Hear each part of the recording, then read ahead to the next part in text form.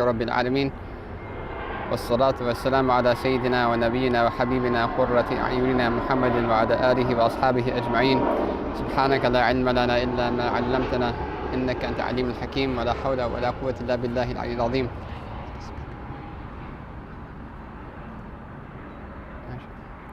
فقد نوينا التعلم وتعليم وتذكر وتذكير ونفع والانتفاع والإفادة والاستفادة والحث على التمسك بكتاب الله وسنة نبيه والدعاء إلى الهدى والدلالة على خير، وكل ما نواه مشايخنا ابتغاء وجه الله وثوابه وقربه. اللهم علمنا ما ينفعنا وانفعنا بما علمتنا وزدنا علما نافعا يا كريم إن شاء الله. Alhamdulillah. Welcome back, alhamdulillah, to some familiar faces and some new friends, mashallah. In the revival circle, last week, Shaykh Faraz, hafidhahullah ta'ala wa ra'ahu, he introduced the chapter that we're going to be, the section that we're going to be going into. And as an overview, that this section, which is the seventh book, talks about three things. Just to recap, and they're all interlinked, and they're all absolutely necessary, and they're all actions of the heart. And as a general principle, the actions of the heart are more important and more rewarding than the actions of the limbs, because the basis is that actions of the limbs manifest because of the state of the heart. Even if the actions of the limbs outwardly look like they're good, right? It only depends, it goes back to the intention, which is what we'll talk about today. The first of these three things is the niyyah, the intention. The second is ikhlas, right, which is sincerity in that intention, making that intention purely for Allah subhanahu wa ta'ala. Right? And then the third is a higher level, a higher reality of that ikhlas. We're going to bring the speaker, inshallah, because I'll lose my voice if I speak loud enough. Okay, so the highest level is called sidq, and sadaqah in Arabic means to be truthful, whether it be in speech, whether it be in action, or whether it be in one's state of being. Right? So, like for instance, a person can say, I know for a fact the fire burns, right? And then still put their hand in it, right? Would you say that they were truthful truly 100% truthful in their claim that they know, and the word know meaning with certainty, right, that the fire burns? Right? You would probably say that they had an idea that it probably does hurt, right? But because they've never experienced it before, they kind of, right, they had what's called ihya, right? They belittled the power of the fire, right? And then they stuck their hand in it. So similarly, many people treat their relationship with Allah like that they believe in Allah, and there's no doubts that that belief is valid, right? This is not, we're not talking about between disbelief and belief, right? Because faith has levels, and the reality of faith is something that we're all searching for, and that's the path, right? That one first acknowledges that Allah subhanahu wa ta'ala is the all-powerful, right, as just one example, right, or the all-knowledgeable, right, or the only one whose will comes about, right, absolutely, right. But the higher levels of that faith would determine that one relinquishes their own strength, right. I don't have any ability, right, besides that which Allah has given me, right, which is tawfiq. Or I have no knowledge except that which Allah has taught me, right? Like the angels said, Subhanaka la ilma lana illa ma 'allamtana.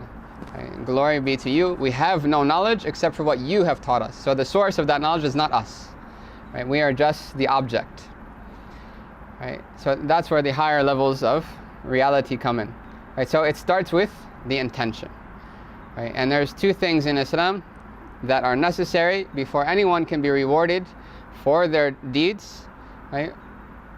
Which is, one is an intention, and the second is the actual deed itself. Right? So one cannot just say, I intend Hajj, and just sit there, right? So the truthfulness of that intention is that it drives a person to achieving that goal. Right? And we'll talk about the definitions of intention, because definitions clear things up a lot. Right? Many times we know words, right, in a general sense. We understand it in a general sense, but if we really knew the full meaning of it, right, we would not have any doubts. We would not have any obscure understandings regarding that thing. Right? So the basis of an intention, right, there's about 6 words or 5 words that are dispersed out between the Quran and the Hadith that all go back to the same meaning, right, in essence. One is niyyah, the intention, right? Irada, which is will.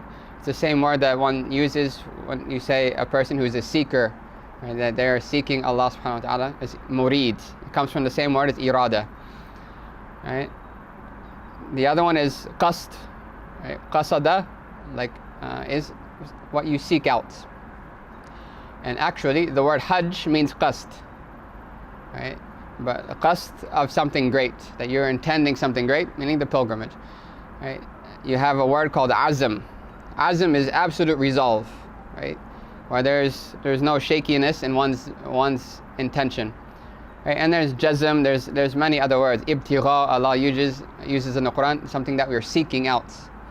Right? هذا ما نبغي in Surah Al-Kahf, right? إلا ابتغاء وجه ربه الأعلى, except that he seeks out the countenance of his highest Lord, right? Or his Lord the Most High. Right, so, but one verse specifically really hits home, right? And this is a verse that one could ponder over for days, for centuries, right? One could spend their entire Islam just working on this one point. Where Allah says, subhanahu wa ta'ala, فَأَيْنَ تَذْهَبُونَ, where are you going? Where are you going? Right? And the idea of dhahaba, going somewhere, right, means that you have an intention, but where is that intent? What are you intending? Where are you trying to get? Right? And this is why just blowing in the wind, right, is looked down upon. Right? Just going with the flow, right, is not something that the Sahaba did. They were actively seeking Allah. They were actively searching out, right, for ways and avenues to come closer to Allah subhanahu wa ta'ala. Right? So where are you going? Right? So in essence, the intention is not just before the action. Right? In actuality, it's something that we have to, right? It's something that we have to make, right, and beautify and perfect for our entire life. Why are we, right? Why are we, right, following Islam? Or why are we, right, here? In essence, right? Acknowledging one's purpose is part of that intention. Right? Why are we here? Why am I living my life? Why am I going through my day-to-day, right, routine? Why am I doing this? Why am I doing that? So the intention is not just in worship, right? It's in everything. Right? It encompasses every aspect of our life, right? And to the extent that one is present, and their hearts are present with Allah, right? Starting with being awake, right? Right? Not being comatose, right, in life, right? Kind of sleepwalking through life, right? That the basis is that one is awake to the fact that everything that they do is either going to be for them or against them, right? Or somewhere in the middle, right? Which is like what we call something that's just merely permitted. Like, what's the ruling of me taking a sip of this right now? I'm not dying out of thirst, right? And I'm not filled to the brim that if I eat and drink one more sip, I'm going to hurt myself, right? Because then that would be haram and the first one would be obligatory, right? But if it's neither, what's the ruling? You're allowed to do it, right? There's no reward in doing it, and there's no sin in leaving it, right? But if I did it without any intention, I lost another opportunity to come closer to Allah, because I could have done it with an intention, thus making it a good deed, right? So that's part of what we're going to be discussing, right? First, as is common in all of Imam al-Ghazali's books on surrounding this type of subject, right? Working on one's refining oneself, refining one's heart, right? As Shaykh Habib Umar, he mentions that the one who is truly seeking Allah subhanahu wa ta'ala, right, the first thing it starts with is that intention, right? And then after that, that intention is so strong that it propels a person to act in such a way that verifies the strength of that intention or the truthfulness of that intention. Right? And then tabaddul as-sifat. Then all of a sudden, the last stage, which is technically the harder stage because it really takes a lot of self-reflection, is to change your qualities, to change your attributes, to change your character, to change your traits. Right? And what that entails is two things. First and foremost, seeking out everything that is disliked, that Allah subhanahu wa ta'ala dislikes of your character. Every single thing, starting from, right, whether it be arrogance, whether it be miserliness, whether it be selfishness, whether it be, right, a narcissistic approach to relationships, right, whether it be showing off in one's worships, love of praise from other people, right, love of status and fame, right? So to seek each and every one out, right, and then slowly try to replace it with its opposite, right? Right. So instead of being ostentatious, one aims for sincerity, right, which we're going to talk about. Shaykh Faraz will take next week. And instead of being miserly, one aims for generosity. And at first it'll be forced. Right? At first it's what they call jihad. Right? It's the jihad al-akbar. It's the greatest jihad. It's the jihad of the nafs, fighting the ego, putting it in its place. As Imam al-Busayri, he said that the nafs, the ego of the human, right? The nafs, or it can be translated as both the ego or the lower self, because it has both aspects. The lower self regarding, right, indulging in appetites that it enjoys, right? Sleeping, eating, drinking, right? You can use your imagination for the rest, right? And then the other part, which can be more dangerous, the ego, right? Seeking out status. Right? So he says that the nafs is like a child. If you allow it, if you neglect it, if you tuhmilhu, if you don't care, you just let it do what it wants, shabba ala hubbi rida'i wa in taftimhu yanfatimi. It'll grow up, it'll become a young boy, right? It's a baby now, it's like a child. It'll grow, become a young boy, but still loving to nurse. Still loving to nurse. Right? But if you wean it off, it will be weaned. It won't be easy in every situation, right? But it's easy for the one who Allah makes it easy for, right? And the door for that, and that's called tawfiq. Tawfiq is that Allah facilitates for you that which He wants from you anyway, right? And the door to tawfiq is the correct intention. The door to that tawfiq is niyyah salihah. As some of the early Muslims, they mention that man fataha baban min abwabi niyati salihah, whoever opens for themselves a door of righteous intentions, fataha Allahu lahu sab'in abwab min at-tawfiq, then Allah will open for them 70 doors of tawfiq, of divine facilitation. Right? So if the whole entire path is dependent on tawfiq of Allah, and the tawfiq of Allah is dependent on one's sincerity in their drive and really wanting that relationship with Allah, then how important is that intention? Right? And one of the root letters of the intention, right, goes back to the word nawa. Right? Allah says in the Quran, "Inna Allah faliqul habbi wan nawa." Nawa is a seed. Right? That it's a seed that ends up being cultivated into like this. Now that we're outside, you can actually point to examples of Allah's great creation, mashallah. Right, so he first opens the chapter with what's called fada'il. Right? What are the virtues of having a good intention? Right? And partially the wisdom of this is that the human beings are, right, as Allah says, خُلِقَ الْإِنسَانُ ضَعِيفًا, that we're weak. We were created weak, in a state of weakness. Right? And that doesn't necessarily mean physically, right? That weak at heart is just as weak, right? Strong at heart, even though a person may be weak physically, they could have very strong hearts. Like a person could have strong resolve to stand up for the tahajjud prayer, which gives them, right, Allah opens for them the tawfiq to lift that heavy blanket. Right? But another person, he can lift 100 kg, right? What do they call it? Bench press? Bench press? Obviously I don't know, right? But then, right, the alarm goes off, right? About 30 minutes before Fajr, that blanket is too heavy to lift, right? It's more than 100 kg when it comes to his heart, right? So this weakness, at heart, naturally humans are weak, right? We lack resolve, we lack, right, aspiration, except for things that we find benefit in. That's why many of the scholars start their books with, what do you get for it? Right? What do you get if you do this?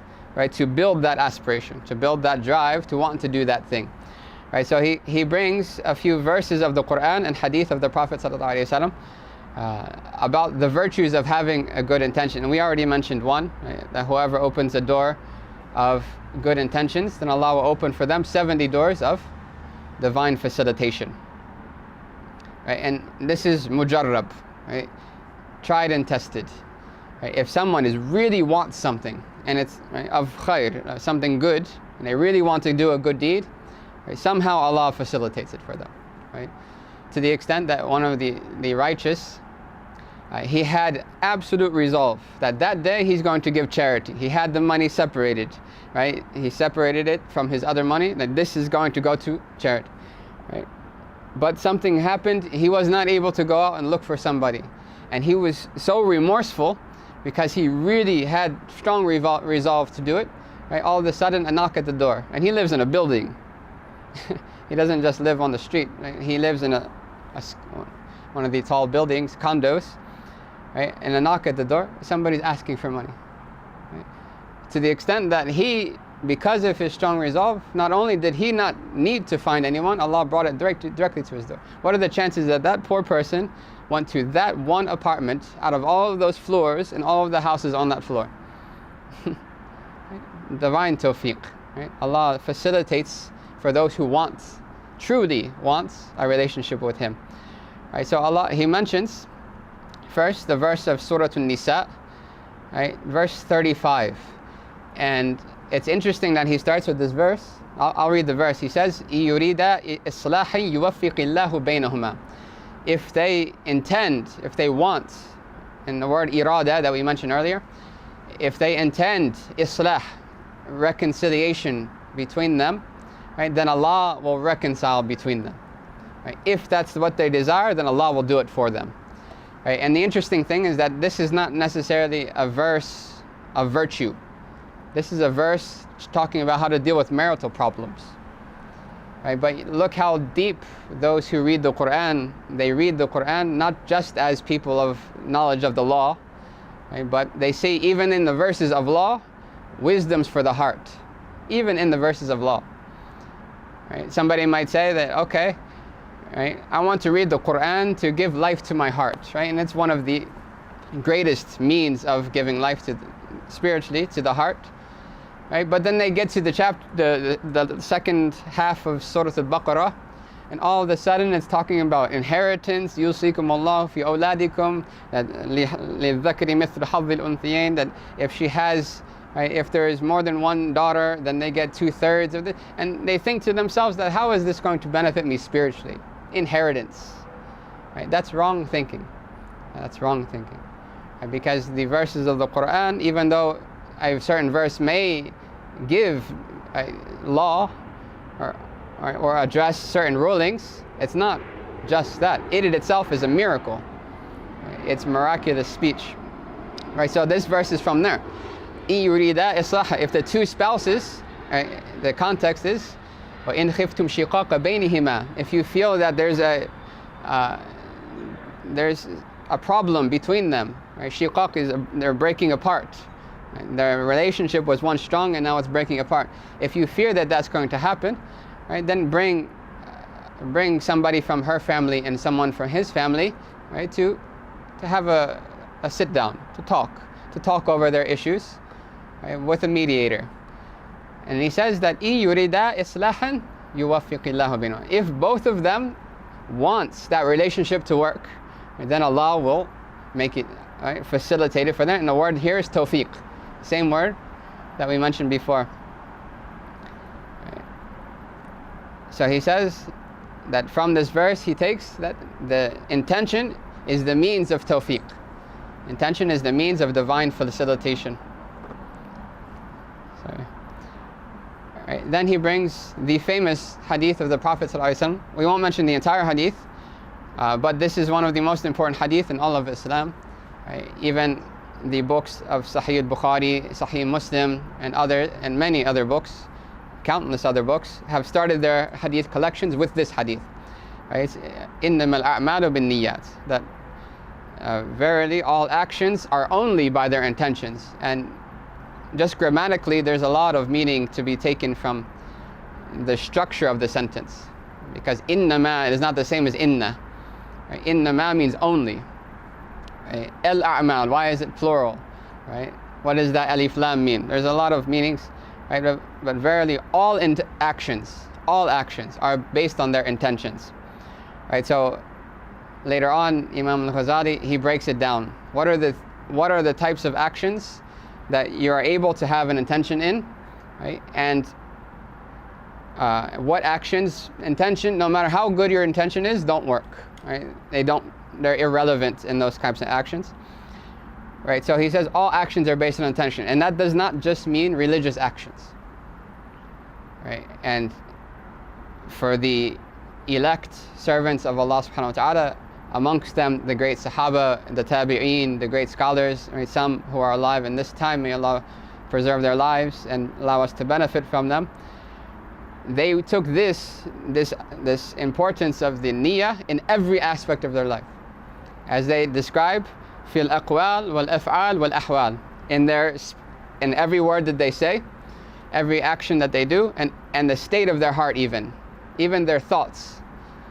Right. As Shaykh Abu Bakr bin Salam, hafidhahu alayhi rahmatullahi ta'ala, he said that if I were to be veiled from Allah for even a moment, it would be worse for me than entering the hellfire. Right. Just for their heart to slip for even a moment, to be focused on other than Allah, right? On any meaning that is completely divorced from some affiliation with Allah, that they see every person, every step, every opportunity as means to Allah, right? Even if they're sitting with their parents, they're talking, they're right, jovial people, lighthearted, right, or even cooking or cleaning, right? But their heart's focus on that action is because it's taking them to Allah, right? Not just because I have to do it. Right? Not just, oh, I have to do it, so what am I going to do? But no, it's for Allah, every breath, right? So in all speech, all actions, in the state of their hearts, even in their what they call al-harakat was-sakanat, in their movements and their stillness, right? Even when I choose to not do something, there's an intention for the sake of Allah, right? And the Prophet ﷺ, he summed it up really by giving 4 main examples. He said, "Man a'ta lillah wa mana'a lillah wa ghadiba lillah wa radiya billah wa radiya lillah faqad istakmala imanu." Whoever gives for the sake of Allah, right, and withholds for the sake of Allah, and their anger is for the sake of Allah, and their contentment is also for the sake of Allah, then their iman is complete. Right? So I'm going to give this poor person this money for the sake of Allah, with no share for anyone else, no ulterior motives, right? Not 95% for Allah and 5% so that guy over there can see that I'm pious, right? 100% for Allah, right? Another person comes, I'm not going to give them for the sake of Allah, right? For whatever reasons it entails, right? Maybe one has proof, or one knows for a fact they'll use it in a haram way, or right? And their anger is for Allah, not for their ego. And this is very important for parents. Any parents here? Parents? It's very important for parents that one's discipline of the child, right? Because we're humans, right? And I know kids they know the exact button to push at the right time, and they can get on your nerves, right? But That's why even the scholars, they have books related on how to raise children, the Islamic, from the teachings of the Prophet ﷺ. One of them, if you're angry at the moment, walk away. Walk away, right? Because there's a huge difference between disciplining, right, as an inflation to the ego, and disciplining out of wanting them to learn what is bad for them, right? And for them to learn how to not do that, to learn what to do in the right places, right? Which is ta'deeb, teaching them etiquette, right? But it's very easy to get the two mixed, because at that moment, right, and we're talking less than a split second, right? Right? And the only way one can have that time to think, or that time to intend, or that time to even just take themselves out of the situation, is if their heart is still. There has to be a stillness inwardly, even if outwardly one is moving. Right? We're talking about the heart, right? And they constantly give the example of the heart being like a still lake. That the still lake, right, reflects the heavens above it. And that's the same way as the heart. If the heart is still, right, one can receive from Allah that which they can't receive when they're filled with agitation and all of these other things. Especially sins that darken the heart, as the Prophet ﷺ talked about, right? But any small little thing that falls into right, it makes the water ripple, and it makes the image that is being mirrored obscure. Right? So it's not that those realities are hidden to us; it's that that our hearts are not stilled to receive them yet, right, or unveiled. Right, so all actions are based on intentions. Another hadith, he says, that the Prophet ﷺ said that Allah does not look at your forms, and He does not look at your actions. He doesn't look at your deeds or your forms, and there's many different narrations, all saying similar things. He says, rather, He only looks at your hearts and your deeds. Right? In another narration, He only looks at your hearts and your intentions. Why? Because human beings, we look at actions, right? That's all we got, right? Sayyidina Umar said that we were commanded to judge by the outward. Commanded to judge by the outward. Right? And this is why Sayyidina Musa had a really hard time dealing with Khidr, right? Because he's trying to judge by the outward, right? So if I asked anybody, even if you don't know Arabic or haven't studied Islamic law in depth, what is the ruling of killing a child? It's obvious, right? I hope it's obvious, right? Right? Because outwardly, right, there's no excuse for that, right? But Allah looks past the actions. Allah knows reasons as well, right? Allah knows why you did it, right? And Khidr, obviously, he had his own, right, directions from Allah subhanahu wa ta'ala. Right? And say that Rasulullah sallallahu alaihi wasallam, he said, may Allah have mercy on my brother Musa. If only he was patient, we would have learned so much more. Right? If only he was patient. MashaAllah. Right. After that, he mentions a few really interesting hadith. And actually the Sahaba themselves thought it interesting enough to ask why. Right? And the Sahaba, they weren't just, okay, I believe you. Right? They didn't take things, they were sami'na wa ta'na, right? We hear and we obey, but they were curious. Right? They were curious, and that showed the uniqueness of their relationship. It was a very organic relationship with the Prophet and with Allah subhanahu wa ta'ala. Right? The Prophet ﷺ said, as they were going to Tabuk, right? And Tabuk was something that everyone had to go. Everyone had to go. There was no, right? Only ones excused were, right, the blind, the elders, the children, the women. Right? There was no Jama'ah Salah in Medina for 3 or 4 days. Right? And so, large Jama'ah. Right? So the Prophet said, as they're on their way, he said that in Medina, that we just left, there are certain people that every path that you travel and every valley that you cross, right, they are with you in intent, right? They are with you. And the Prophet said that while they're in Medina, the Sahaba said, oh Messenger of Allah, while they're in Medina, how could they be with us? right? The Prophet ﷺ said, yes, even though they're in Medina, right? Because they had an excuse that held them back. The only reason that they didn't come is because of that excuse. Meaning that they wanted to come.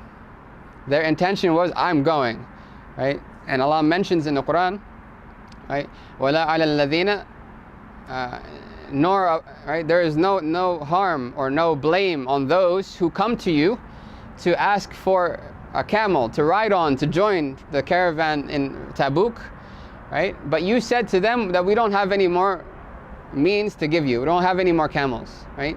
You have to stay back. تَوَلَّوْا وَأَعْيُنُهُمْ تَفِيضُ مِنَ الدَّمْعِ. They walked away, they went back to their homes with tears running down their eyes. Right? Allah praised them for those tears. Why? Because those tears were a proof of their sincere intention that I would go. Right? What's a proof of a non-sincere intention? Right? And somebody says, oh, I'll go. Right? I want to go. They volunteer, right? And then, right, something happens, this happens, and then somehow they're not able to go, and they're happy with it. And that's a sign that they didn't really want to go. Right? Even though they may have fought themselves and forced themselves to do that which is better, they will have reward for that. Right? Okay, so that's just on the virtue of intentions, and whole books have been written on that. So now, what is an intention? Anyone want to share? What would you say if you had to define intention in an Islamic sense? Right, what would you say that it is?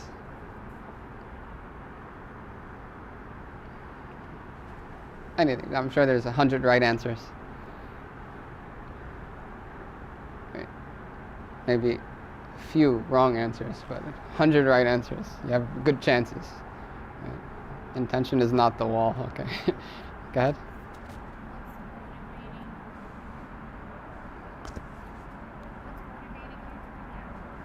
Good. Right, the motivation behind why you did that action. What is motivating you to do an action? Good. Anyone else?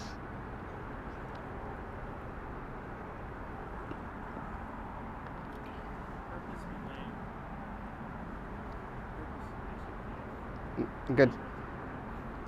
The purpose why you're doing the action. Okay. So you guys are very close, right? If not spot on, but there's multifaceted. Right, so he says that the intention, right, also known as irada, qasd, all the words that we mentioned, right, they all have one meaning. All of these words have one meaning. And he says it's a state of the heart which entails two things. So now, first, right, it's a state of the heart. It's not something you say on your tongue. Right, and even in regards to Islamic law, if somebody they came to the masjid, right? They know for a fact in their heart that they're about to pray the Dhuhr prayer, but then they say, I am praying Asr prayer, Allahu Akbar, right? Is their prayer valid? Yes, right? Because the heart is where the intention is, not the tongue. So if the tongue is wrong, right, what is considered is what the heart says, right? Same thing with the opposite, right? Dhuhr prayer is going on, they believe it's Asr, and they say, I am praying Dhuhr. It has to be Asr, right? They have to know that it's Asr at least, right? Right, somebody tapped you on the shoulder right after prayer. What did you just pray? Asr. They're praying Dhuhr. Right? That's obvious sign that there was no intention. Right? So it's a state of the heart that entails a knowledge, right? And it entails an action that follows that knowledge, because that action is the fruit, right? And a branch of that knowledge, right? So can somebody intend something they don't know about, right? First time, actually real situation, the first time I ever heard of Taraweeh, right, was my first Ramadan, or my first real Ramadan, about eight years ago, right?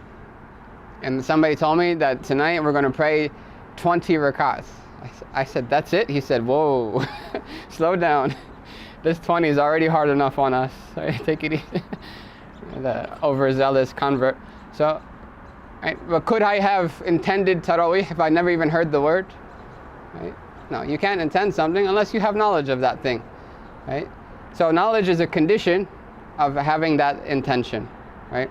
That's why Ibn Rusan, one of the great Shafi'i scholars, he said, كُلُّ مَنْ بِغَيْرِ عِلْمٍ يَعْمَلُ أَعْمَالُهُ مَرْدُودَةٌ لَا تُقْبَلُ. Whoever acts, right, without knowledge, not contrary to their knowledge, that would be disobedience. Right? They know they should pray Dhuhr, but they don't. Right? Not that. They act without any knowledge. Right? أَعْمَالُهُ مَرْدُودَةٌ لَا تُقْبَلُ. Their actions are rejected and not accepted. Why? Right? Somebody comes to the masjid and prays, right? But they have no idea what prayer is, right? Or how to pray, or right, what is entailed in a prayer, about wudu, and right, how, right, making the bow. Right? May Allah forgive us. We learned how to pray from a Google printout. Right? It had like pictures and everything, right? So there's a necessity of knowledge, right? And that goes back to طلب العلم فريضة على كل مسلم. That seeking knowledge is obligatory on every Muslim, right? And this is not like you have to go to law school. Right? It's really not hard to cover the basics that one needs to know within less than a year, right? Of once a week study, hour a week or so. Right? It's not hard to complete all of that, going back to Islamic beliefs, right? Theology, basic salat, wudu, right? Fasting, right? When Hajj comes, everybody usually takes a Hajj class. Right? It's not that hard. So, all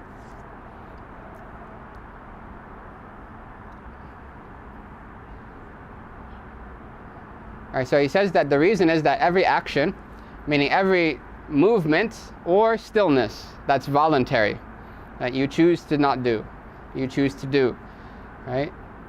That it is not complete unless there are these three things: that there's a knowledge, there's an intention, and then there's the ability to pull it off, as you could say, right? Right, so knowledge, okay, there's a thing called prayer. This is what you have to do for it to be valid, right? Intention, I'm going to pray, right? And intention is in the heart. That what are you doing? So if somebody comes to you, you're in the row, you're raising your hands. This actually happened to me. Somebody slapped my hands back down, the guy next to me, right? Because I was kind of preparing for the Imam. So I was like this, and the Imam didn't say takbir yet. So I'm like this, right? And the guy saw me about to make takbir before the Imam. I wasn't going to, and he slapped my hands down. Right? So you're in a row, you're about to do this, right? Somebody stops you. What are you doing? Right? What would you say? Yeah, I'm about to pray. That's an intention, right? It doesn't, you don't have to like mental backflips and, right, say a long sentence of things just to intend. No, that's an intention, right? Like, why else would you be in a row with your hands like this after having made wudu, waiting for the Imam to start? That's right.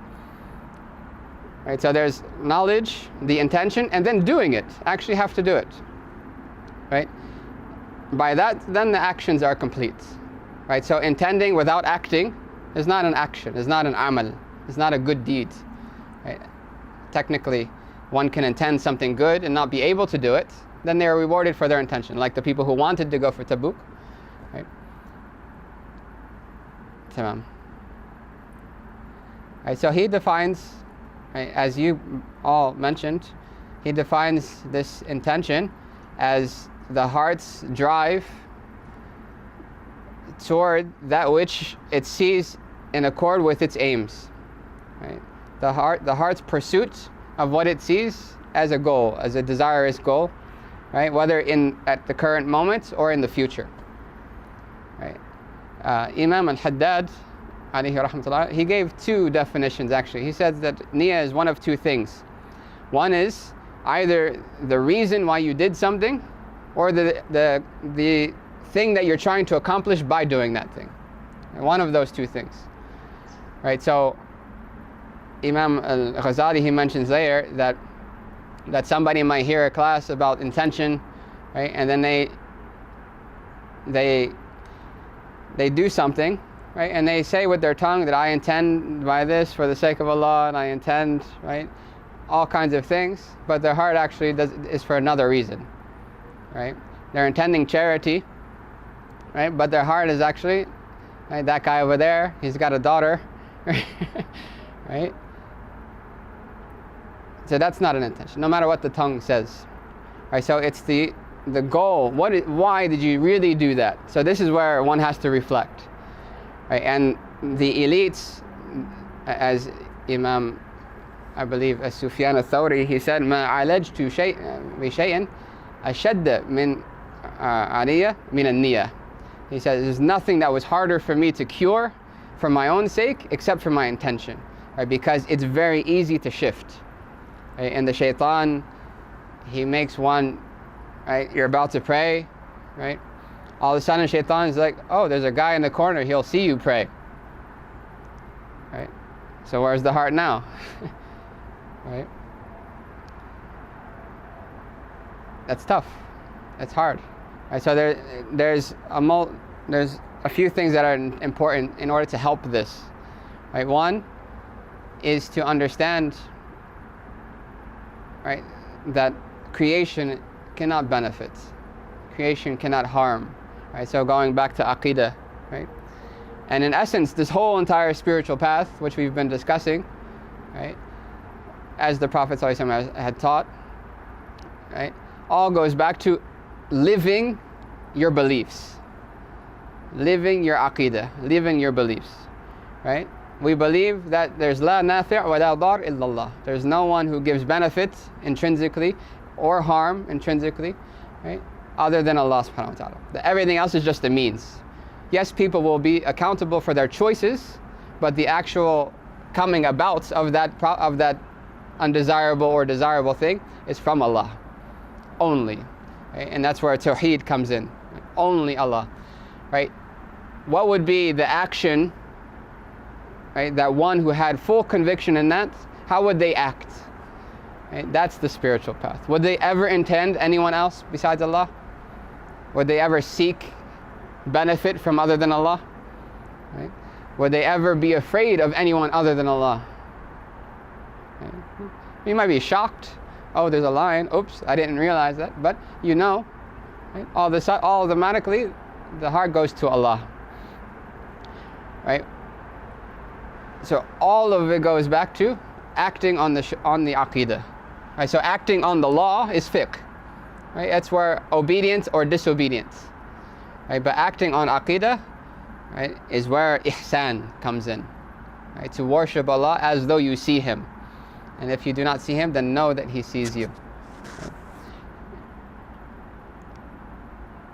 Right? But there's an issue. Right? We're saying that intention is to do something purely for the sake of Allah. Purely. Right? And with full meaning of purely. Right? Not 99.9, but 100% for Allah, which is where the word ikhlas comes from. Khalasa, which we'll talk about next week. There's a problem though, that sometimes there are certain things that one can do as a good deed, but also the nafs likes it. Right? That's a problem. Right? How do you get over that? How do you? Right? So that'll come very shortly. Right? So the 3 stages of the intention is knowledge of what one is going to intend, the intention itself, right? Meaning that that's the reason why you want to do it, or that's what you're trying to accomplish, right? And then lastly, if that intention is really a resolute intention, right? It's not just, oh, I would like to do that, right? Right? If it is a real intention, right? Because a real intention is that which is resolute. Because the word irada means to choose between 2 possible things, right? Give or not give, speak or don't speak, say good word or bad word, right? You have that choice presented to you. The intention is to specify one of the 2, right? Only, right? To specify one of the 2 only. give. I choose give. That's an intention. I choose give. Right? But it has to be a strong intention such that you would give. Right? That your hand automatically goes to give.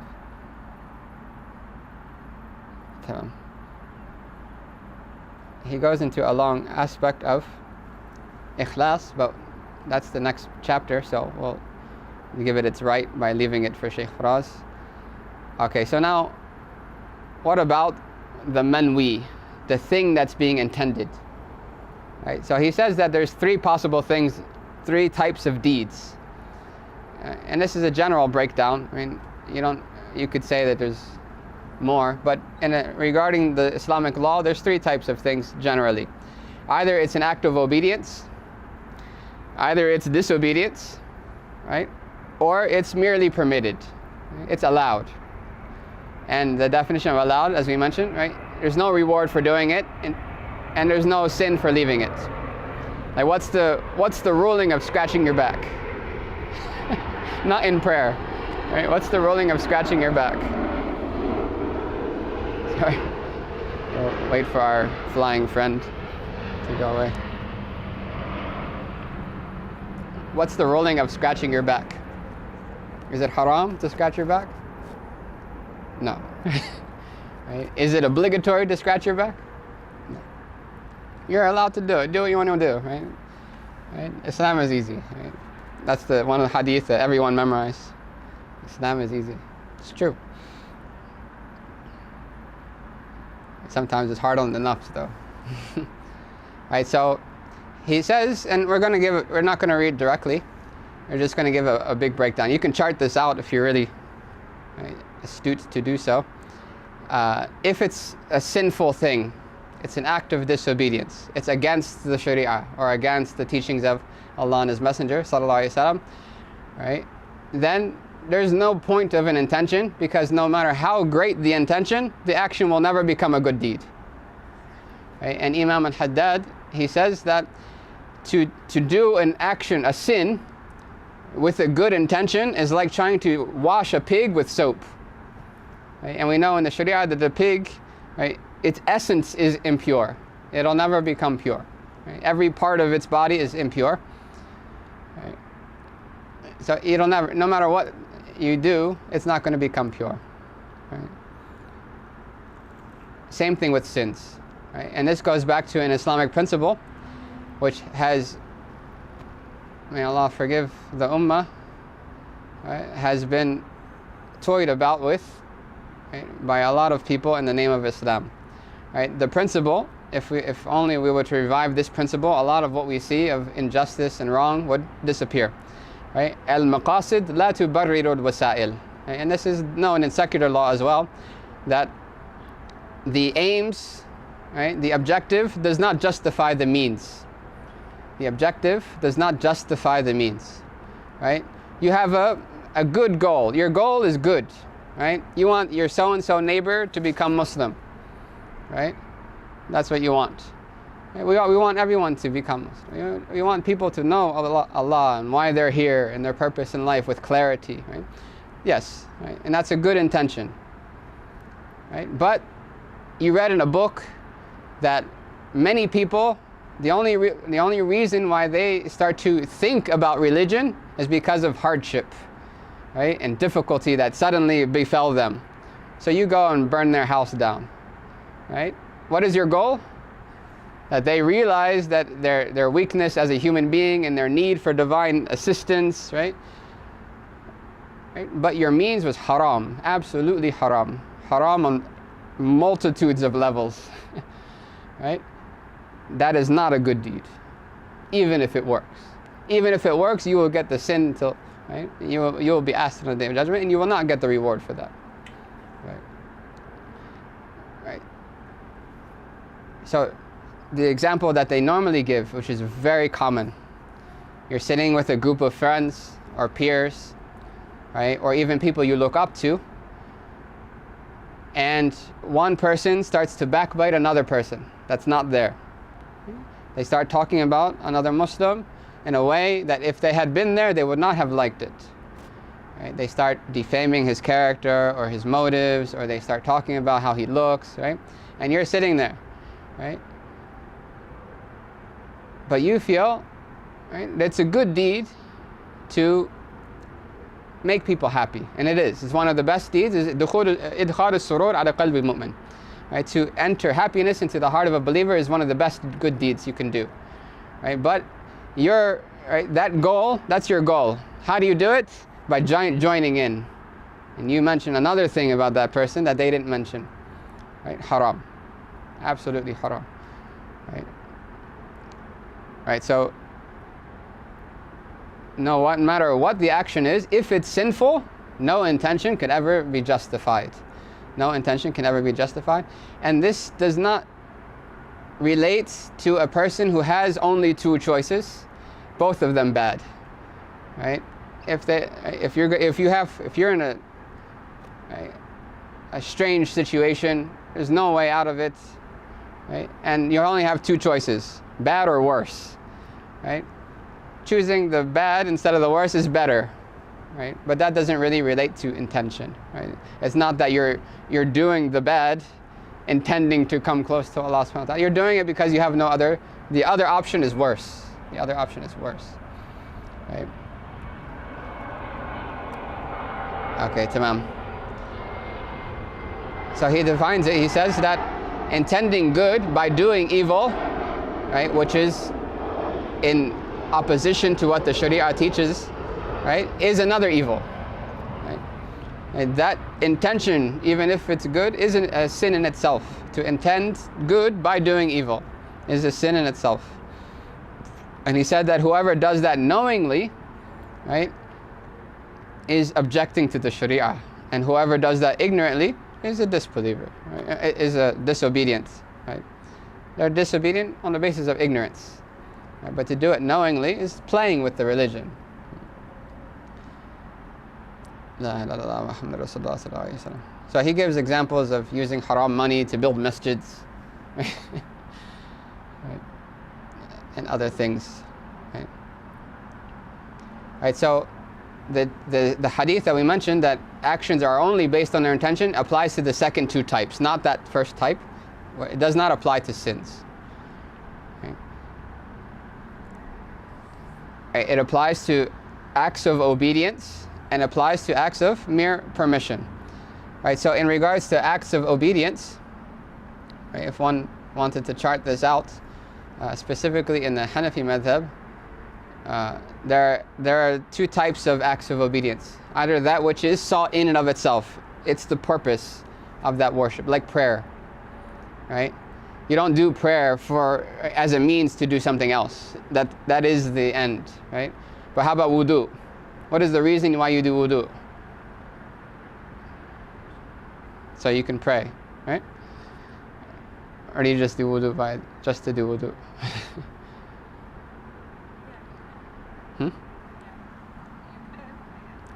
Yeah, but that would also be directly, it would be related to either the prayer or holding the mushaf or staying in a state of purity. It would have a second motive to it, not just to put water on your face and your arms. Right? They mentioned that in the chapter of fiqh about if somebody made wudu just to cool themselves down. Does it count as an intention? Right? No. Right? Like the little kids in Ramadan, they act like they're making wudu and actually they're drinking water in their hands. Kids are excused. Right? So if it's an act of worship that is sought in and of itself, it's the end, it's not the means to something else, right? Then it is not valid without an intention. Right? So if somebody wakes up or somebody prays without an intention, it's not valid. But don't get worried up about that, because one of the great scholars, he mentioned that it's absolutely far-fetched that anybody who does voluntarily does something has no intention, right? Unless you were sleepwalking into the saf, right? Because just going to the bathroom, rolling up your sleeves, right? That's all intention. That's all indicative of your desire to do something, right? Somebody gets up at 3 a.m. and starts eating, right? And that's not normally their habit, right? Why are you doing that? Like if you were to ask them, half sleep, right? You were to wake them up, why are you eating right now? Obviously it's because of the fast coming, right? So, right, it's not something one has to exert effort to do, to give a basic niyat to do the act of worship, right? Right, but if it's a means to something else, then it's valid without the intention, right? But there's no reward in it, right? There's no reward. That the intention is a condition for being rewarded.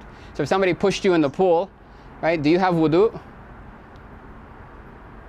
You do, right? Because the intention is not a condition for the validity of the wudu, right? But are you rewarded for doing wudu? No, right? You're not. So in order to be rewarded for that wudu, you have to have an intention, right? But if those limbs all get wet, then you have wudu, whether you intend it or not.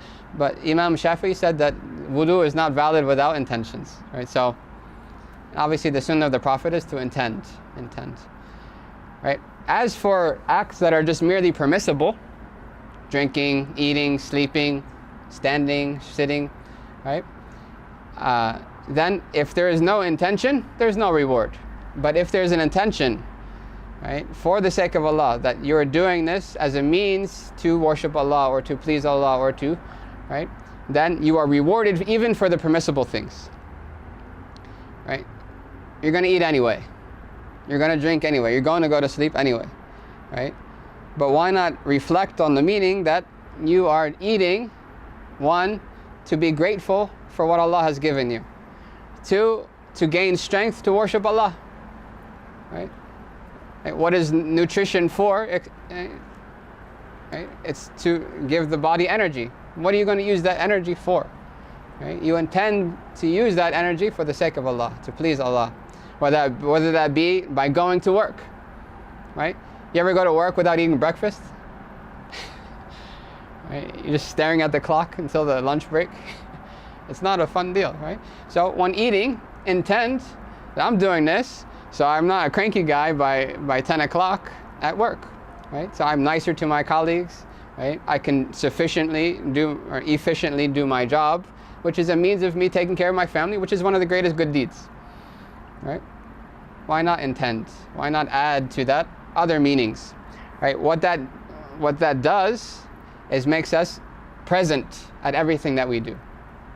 That we become present when we eat. We become present when we enter the house. We become present when we pick our kids up and hug them.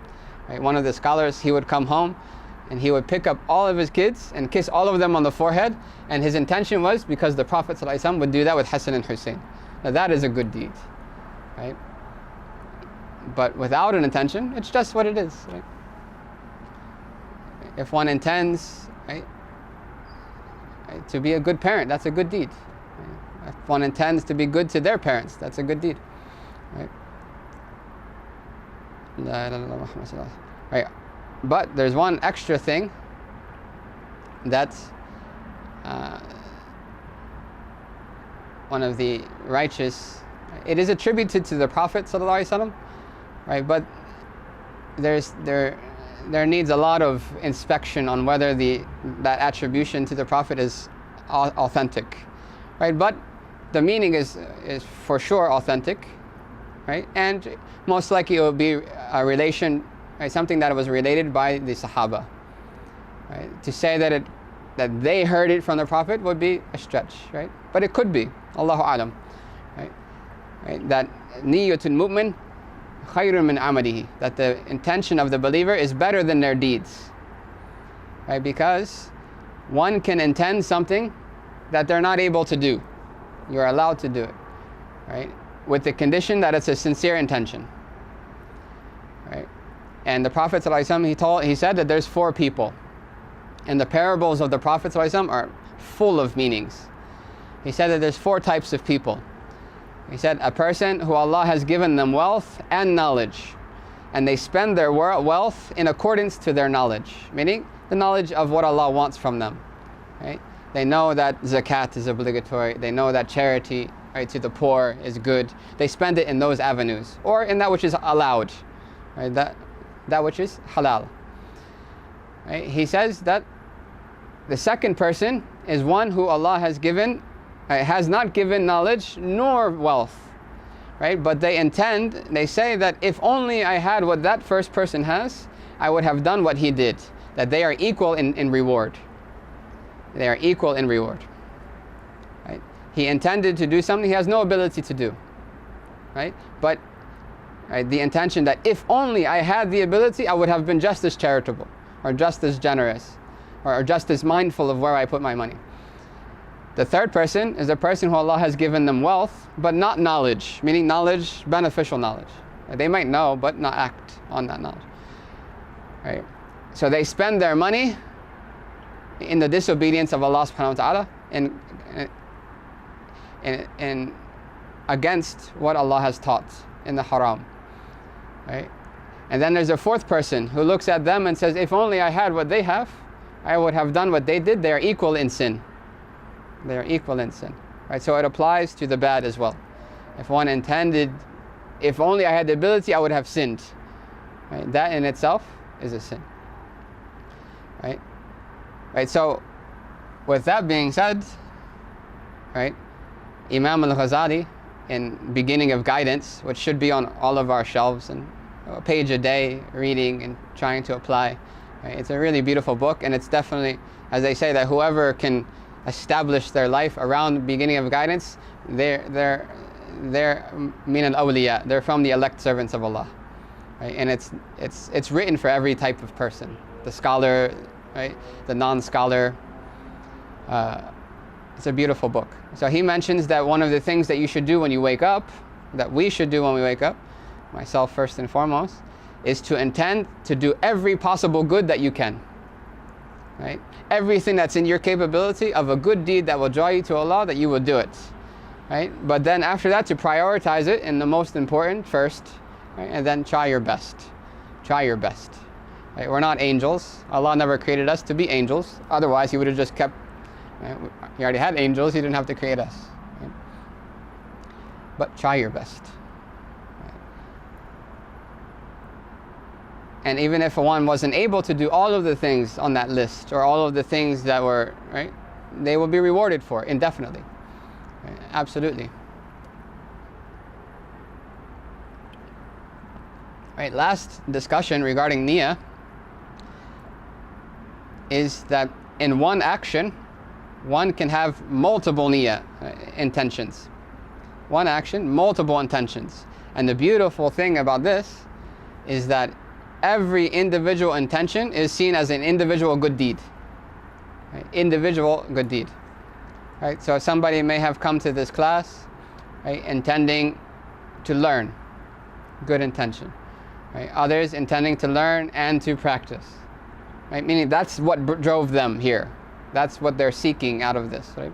Not merely what we say.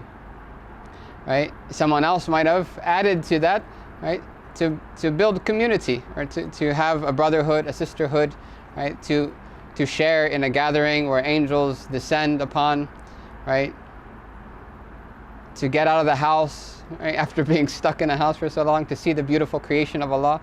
Right? Somebody could have literally come here with 100 intentions, and they walk out with 100 good deeds. 100 good deeds, as opposed to, right, one with no intention, which is, right, far-fetched. Far-fetched. Right? Nobody would just, right, end up here. Right? They got in a car, parked, and didn't remember anything in between. Right? Like, oh, there's a nice place. Looks like they got comfortable chairs. I'll just go sit for a while, see what happens. None of us did that, right? Even though the chairs are comfortable, they look like so. MashaAllah. Right? So there's a beautiful book, and I recommend everyone literally search for it. If you can't find it easily, keep searching. Dig for it. It's there. It's been printed. It shouldn't be that hard to find. Right? Firdaus books might have it. If not, right, the other websites, you can try a Google search, Amazon, whatever you have to do. But this is definitely a book that we should all have on our shelves. Right? And this is the type of thing that the righteous would teach their children from the very beginning. Right? It's called the Book of Intentions. The Book of Intentions by Habib Muhammad bin Alawi al-Aydurus, also known as Habib Saad.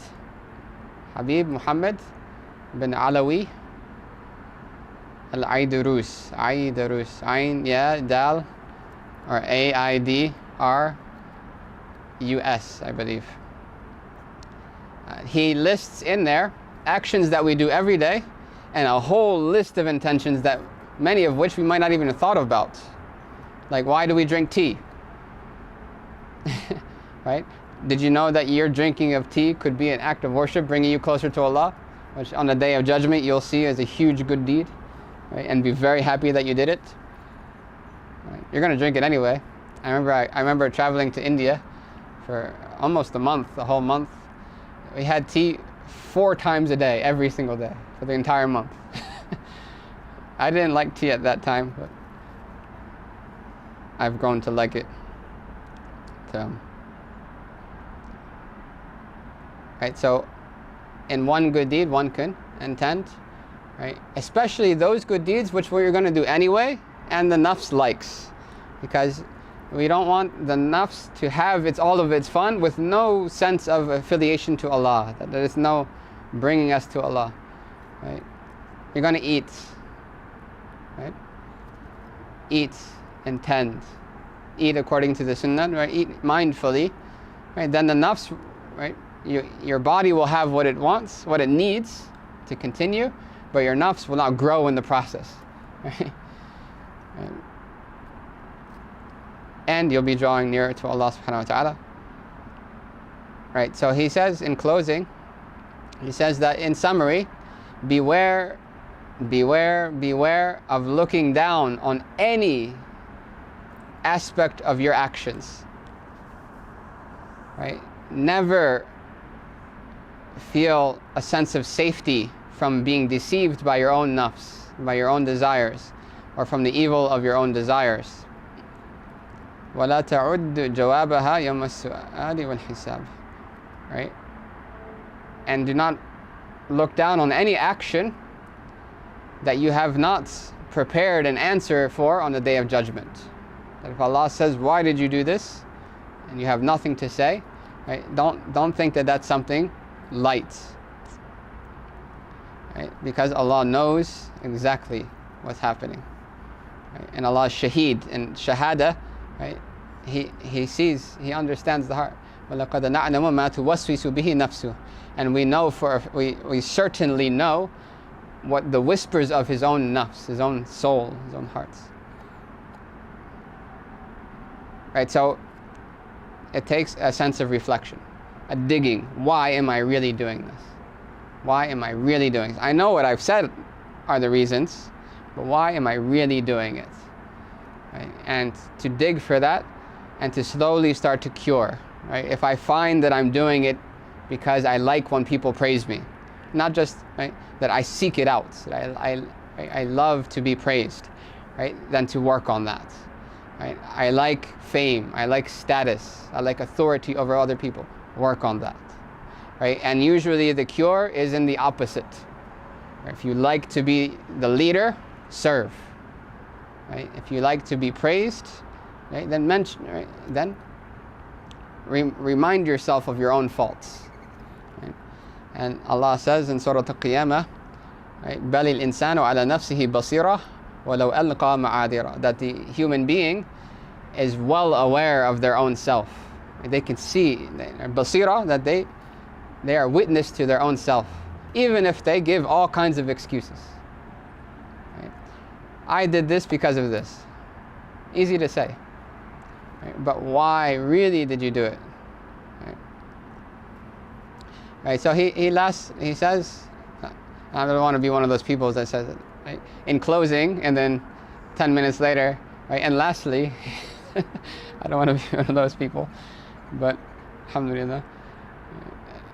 Right, he says that the one who takes their religious seriously, right? And this is important because there's, right, if anyone feels that they can earn Jannah by their own talents and efforts, is completely wrong, right?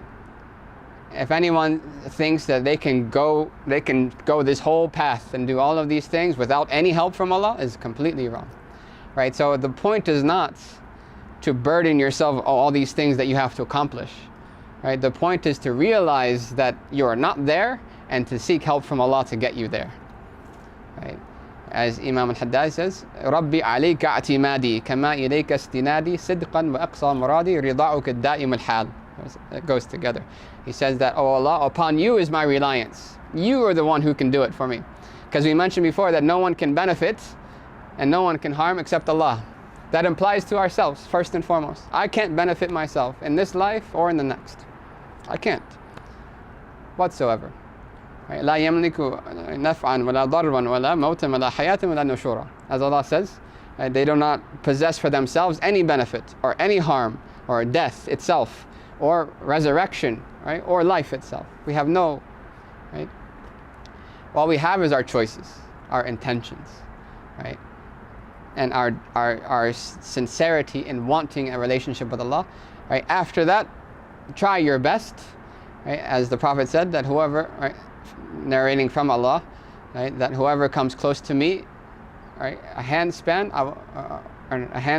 I will come closer to them, an arm's length. And whoever comes close to an arm's length, then I will come to them, right, a ba'an, 2 arms length. Right? And whoever comes to me walking, I will come to them running. Right? It's metaphorical. You put in some, Allah will reciprocate more. Right? But even in that first step, seek help from Allah. Right?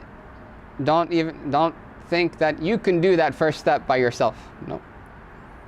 Right? No one can benefit except Allah. Right? وَمَا تَوْفِيقِ إِلَّا بِاللَّهِ. Our success is only in Allah. Right? So the end of the path is completely relinquishing yourself of any, right, status or rights or abilities or any of the qualities of Allah subhanahu wa ta'ala. I have no power, no knowledge, right? All of it's by Allah. By Allah subhanahu wa ta'ala, right? The intention, he says that whoever is very serious about their religion, that the factor that has taken their heart the most is their religion, right? Their relationship with Allah. Right? We're not just talking about rules, but an actual organic relationship with Allah subhanahu wa ta'ala, that there is rules, right? He says, تَيَسَّرَ عَلَيْهِ فِي أَكْثَرِ الْأَحْوَالِ إِحْضَارُ. Then in majority of his states, or that person's states, right, being present enough to make an intention of good deeds becomes easy for them. Becomes easy for them. Right? Because their heart inclines, right, toward a root that is good, that it's healthy in its root.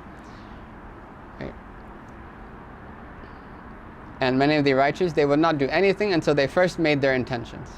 And in the middle of the action, they would recheck their intentions and renew their intentions. And at the end of the action, they would make istighfar. They seek forgiveness from Allah.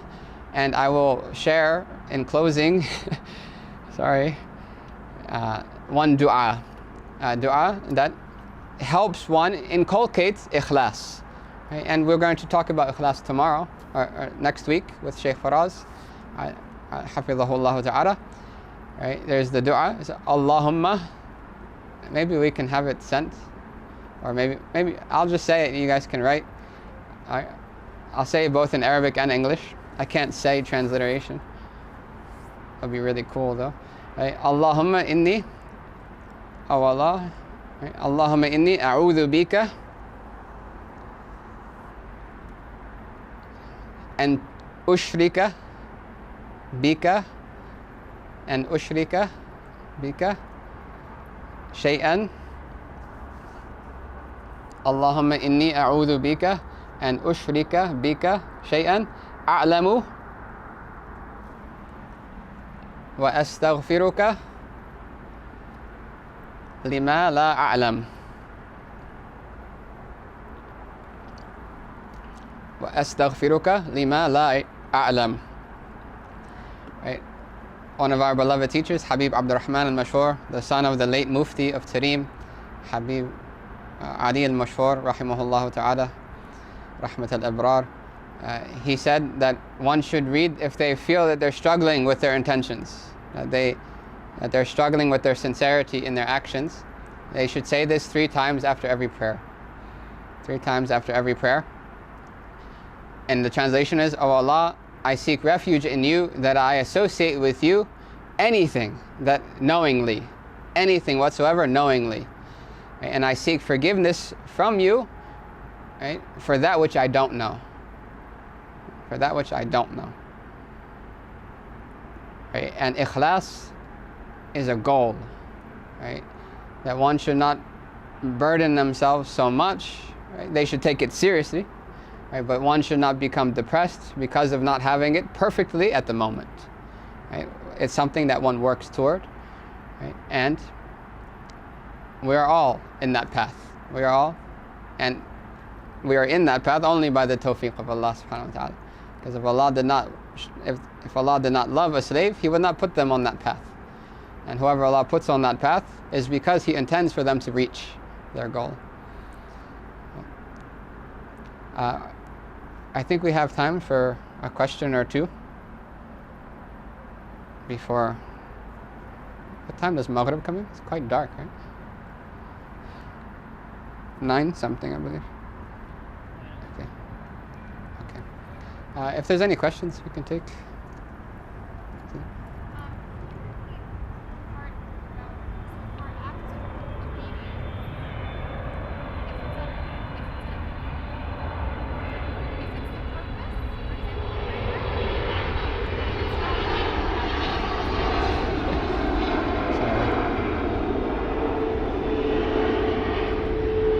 Intermission.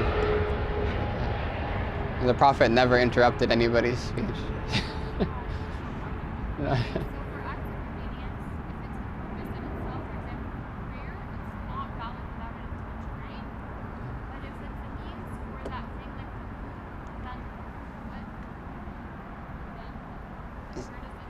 That last word, if it was a means that?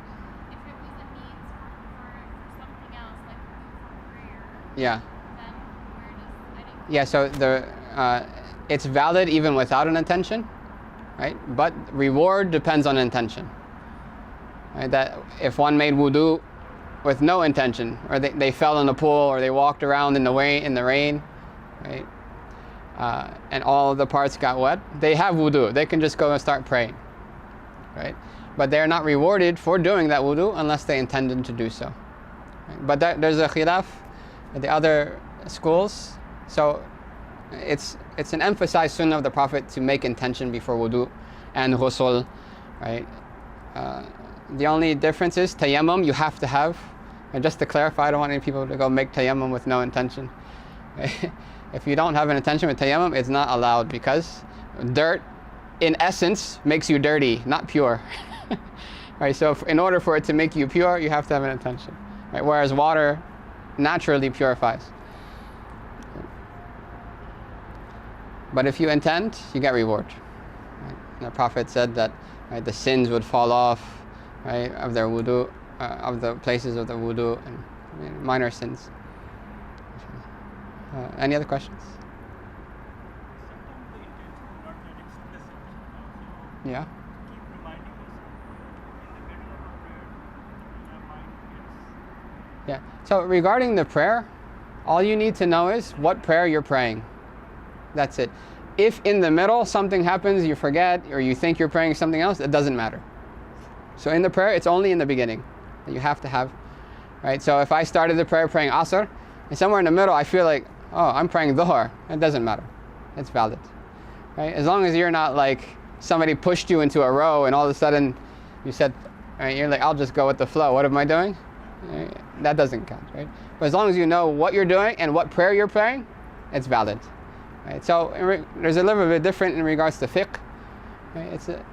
Right? But for one to have that intention from beginning to end, that it's for the sake of Allah and to come closer to Allah, that's bonus. Right? That's bonus. If you're doing a permissible act, like say cooking food for someone, but you forget to make that intention, and then you make it after, is that you still get for it after making the intention? That's a good question. This is like the third time I've heard this question. It's a really unique question. But in regards to validity of actions, right, a later intention does not. Like, I can't say that, oh, yesterday that was 2 rakats that I prayed. Oh, actually that was Dhuhr, that was Fajr. In regards to validity, no. But in regards to, right, seeking reward from Allah subhanahu wa ta'ala, then Allah is Kareem. Allah is generous. right? But again, right, the more that we can be present before doing it, right, and to be intentional, right, in what we do, and doing the sunnahs of the Prophet help all the du'as of the sunnah, right? Leaving the house, entering the house, before eating, after eating, before drinking, after drinking, going to the restroom, leaving the restroom. All of those help bring the heart to a state of remembrance in every action of your day. Waking up, sleeping, right? And that's really what the essence of worshipping Allah at all moments comes. That's how the Prophet was, and he taught that. And you'll be hard pressed to find any situation that there's not a dua for, either directly from the Prophet or from the followers of the Prophet ﷺ. MashaAllah. And in doing a good deed, right, some good deeds you can intend that it benefits other people. I'm reading Quran so that Allah sends mercy on the ummah, right? You have extra reward for that. I'm reading Quran that my late grandfather gets the reward for it, right? Right? Allah will give the reward to them for that, right? Without decreasing from your reward whatsoever, right? So it's, as Allah says, tijara. It's a business with Allah, right? So the more you invest by way of intention, the more you gain. MashaAllah. Barakallahu feekum wa akramakallah. May Allah bless us with righteous intentions and bless us with divine facilitation and take us by the hand down this path that is pleasing to Him subhanahu wa ta'ala, and allow us to come closer to Him and remove all of those things from our heart that are distancing us or blocking us from reaching higher meanings of closeness to Allah subhanahu wa ta'ala. And we ask Allah subhanahu wa ta'ala to give relief to the Muslims in general and to all of those who are in difficulty, and we ask Allah subhanahu wa ta'ala to bring the ummah to a beautiful state that Allah is pleased with. Wa sallallahu ala sayyidina Muhammad wa sallam. Alhamdulillahi rabbil alameen. Jazakumullahu khairan.